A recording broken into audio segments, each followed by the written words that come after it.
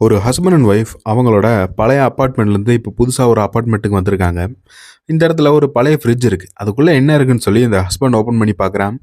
Ice கட்டி படிஞ்சிருக்கனால பெருசா எதுவும் தெரியல. அதுலேருந்து ஒரு துண்டு எடுத்து இவங்க சரகடிக்கலான்னு சொல்லி அத எடுத்து வைக்க, உள்ள ஏதோ ஒரு பொருள் இருக்க மாரி இருக்கு. பூத கண்ணாடிய வச்சு பார்த்தா, ஒரு யானைய வேட்டையாடி அந்த ஐஸ்க்குள்ள இருக்கிறது இவங்களுக்கு தெரியுது. இவ்வளோண்டு ஐஸ் கட்டிக்குள்ள எப்புட்றா இது இருக்குன்னு பார்த்து, இவங்களுக்கு ஆச்சரியமாகி அந்த ஃப்ரீசர ஓப்பன் பண்ணி பார்க்குறாங்க.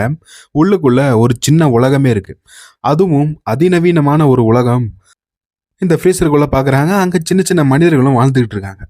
கூடவே இப்போ அது போர் நடந்துகிட்டு இருக்க சமயம் அப்படிங்கிறனால, அந்த இடமே முழுக்க முழுக்க அவ்வளவு மோசமா இருக்கு. இவங்க பயந்து போய் அந்த ஃப்ரீசர லாக் பண்ணிடுறாங்க. மறுபடியும் திரும்ப தொறந்து பார்த்தா, அந்த பிரச்சனைகள்லாம் முடிஞ்சு இப்போ அந்த காலம் முழுக்க முழுக்க அதிநவீனமா மாறிடுச்சு. மொத்த இடமும் ஒரு செகண்ட்ல காணாம போய், இவங்களுக்கு வெளிய வந்து ஒரு எனர்ஜி சோர்ஸ் மாரி உருவாகி, அது மாயமா மறைஞ்சு போயிடுது.